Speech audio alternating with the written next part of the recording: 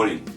It's NAIDOC week, and a week when we particularly focus on Indigenous people, their history and the struggles, but also their wisdom and what they bring to this continent and us living together on this land.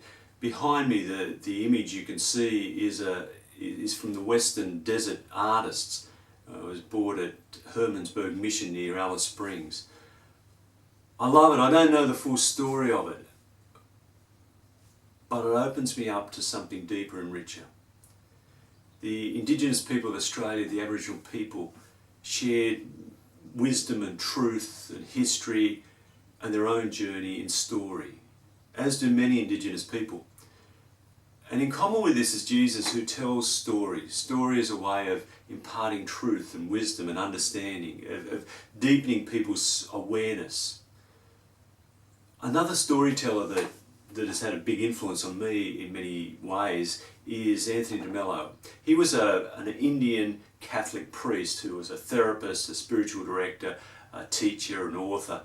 And I've read some of his books and they've been profound and helpful. I've seen some video of him. He's this little guy who jumps up and down, is highly energetic and enthusiastic, seeking to help people become more deeply and truly who they are. There's a story told by, I can't think of his name, but he was the head of the De Mello Spirituality Centre in Fordham University, a good friend of Tony De Mello. And he said, we were at a gathering and there were a group of us around and sharing things, and Tony told a story. He said one day there was this farmer who was going for a walk, and he saw this egg in the grass. There was no birds or nests around, and so he picked the egg up and it was still warm. He didn't know where to put it, so he put it in his pocket and rushed back to the barnyard. And there, some of his hens were sitting on eggs, so he put it under one of them. It was bigger than a normal egg, and in time it hatched along with the other eggs. And it was a bigger bird, and it was an eagle. But this eagle grew up under the nurture of the hen and believed it was a hen. It learned to peck in the barnyard and fly just little flaps around the barnyard to escape the foxes or whatever. But it spent its life thinking and believing and living like a chicken, a rooster or a hen. One day it's looking up in the sky and it sees this beautiful, magnificent bird, huge wingspan, gliding on the air currents, up and down, and just majestic. And it just said to us, wow, look at that bird, isn't it majestic and wonderful? The neighbour looks up and says, sure is, that's an eagle, that's king of the birds. But we're just chickens. And they went back to pecking in the barnyard. When he told the story, Tony De Mello turned to this friend and said, that's a story about you. The fellow was indignant or, what? Astonished? And at first he thought, should I be insulted?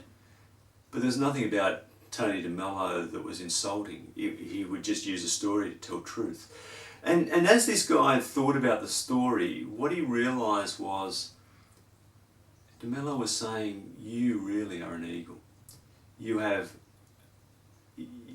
can fly and soar like an eagle. So don't ever let yourself think you're a chicken and be restricted to the barnyard. Fly and soar as you can. Become the person you can be. And I think that story is a story that reflects what Jesus was about. In picking people up and drawing them in and saying, yes, you've been marginalised, yes, you've been outcast, yes, you've been labelled with all sorts of labels that seem to exclude you from God. But what I'm saying is you're a child of God, you're loved by God, and you need to live into that being. And as a child of God, you can be anything and everything because God loves you. And he embraced people into that way of being that was rich and full and allowed them to become more fully and truly who they were, even in the oppressed states that they found themselves in, or sickness or whatever, exclusion. He embraced people into this living, vital community that set people free. We've been looking at some stories through Matthew 20, particularly 22 to and 25 this week. The middle story of 3 in chapter 25. It's the second last story. Last week was about 10 bridesmaids, 5 who had extra oil and 5 who didn't. And the 5 were ready for a delay. And they were ready when the moment happened. This week continues on from that. It's further a story about absence. For Matthew's community in the end of the first century, in the 80s of the first century, they're probably struggling with what it means to be waiting for this Jesus. They thought, the early church had this sense that Jesus would return imminently and restore all things and end all things and bring in this reign of God but it hadn't happened. 50, 60 years have gone by and we're still waiting. How do we live in this absence, in this time of waiting? How do we live in this chronological time, this ordinary time that passes, seconds, minutes, hours, days, weeks, months, years? How do we live in this time? And he tells a story. He said a rich man was going away on a journey, and he called 3 of his trusted servants together, and he said to them, look, I'm going away, I'm trusting everything I have with you. To one he gave 5 talents, to another 2, and a third 1. Talent is a measure of money, I understand. In today's figures, several $1 million worth, these 8 talents. And then he goes. The man with 5 goes out and does his thing and gets 5 more. The one with 2 goes out and puts it to work, takes some risks and gets 2 more. The third one with 1 is a bit more cautious and uncertain and fearful, and so he hides it in the ground. He digs a hole in the ground and puts it in the ground. There were no banks in those days, and digging a hole in the ground, putting your wealth in there seems to have been common, where people can't find it and steal it. When the man comes back after a long absence, he says, he gathers them for a word, for a logos, the Greek word logos. He gathers them for a logos. The first century hearers of this would understand the logos, the Christ, the Word made flesh, God. He gathers them around the Word. And he says, how'd you go? The one with 5 says, Master, here's your 5 that you gave me, and I'll put your 5 to work, and here's another 5. Good and faithful servant, yes, well done. The one with 2 says, here's your 2 talents, I put it to work, I took some risks, and here's 2 more. The third one comes in and says, Master, I know you are a hard man who harvests where he hasn't sown, who gleans where he hasn't scatters, and I was afraid of losing your money. So I put it in the ground, I hid it and protected it, preserved it. Here's your 1 talent. And the master's pretty angry with him. He says, "Get outside, you lazy, good-for-nothing servant. I trusted you." And yeah. Implicit in this is it's not really, it's about money, but it's not about money. The man gives everything he has. That's Jesus, who gives everything he has in this last week of his life. He gives his life for the sake of God's reign. It's an interesting description. You're a hard man who reaps or harvests where he hasn't sown. It sounds like he's stealing, and yet in a sense that's what Jesus is about. He spreads this message that's disruptive. He's radical, that he draws in the outcasts. He draws in the people who are different. He draws people in from all over the place into this reign of God. He usurps the power of Caesar. He comes up against the power of Rome and will not submit. Jesus reaps where he doesn't sow.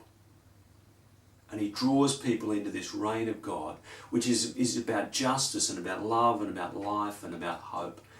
Everyone can come and join. And the Jewish leaders don't like it because they start listening to Jesus and not them. Rome doesn't like it because he's threatening their way. He's speaking about a different way that people are gathering around, and he's usurping their power. And ultimately these powers of the earth put him to death. Jesus has been talking about the reign of God, living it out, which contradicts the laws and the priorities and the values of much of our world. He reaches out to those who are outcasts and brings them in. He lifts up the lowly and brings down the mighty and high and mighty and the powerful. He gives power to the weak. He says those who are poor are rich, and those who are rich are poor, are impoverished by their wealth, by the oppression of wealth, by their slavery to their wealth. And he invites people into a different way. And this third man doesn't get it. He wants to preserve the old ways. He wants to hang on to what is, and he wants to hide it and keep it safe. And that's not the way of God's reign. And in this last couple of stories, Jesus is pushing people out there. Those who went out and took risks are rewarded, are valued for their risks. To the church and to the world, I think Jesus is saying, take some risks for the way of God, the way of love, the way of justice, the way of hope and peace. Take some risks. Don't live lives that are secure and safe, hidden away, preserved. In your churches, don't preserve what was, but go out and live into what can be in God's reign, in the power of God's Spirit. For us in our society, it's about taking acts of love, risking the way of love to embrace all people. The refugees and asylum seekers who come here, who don't have anything but a desperate people.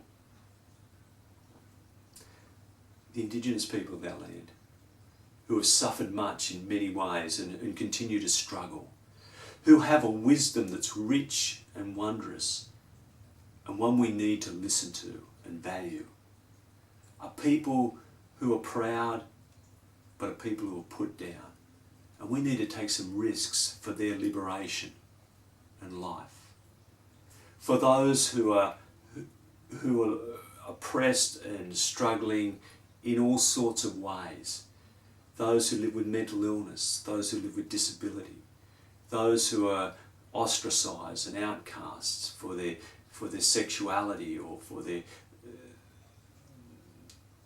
whatever part of their life seems different, the colour of their skin, their accent, their culture, their creed. Jesus embraces all people into a way of life which is loving and gracious, which is life-giving, and invites us all to be loving, deeply loving people. That's the invitation, and that's the challenge.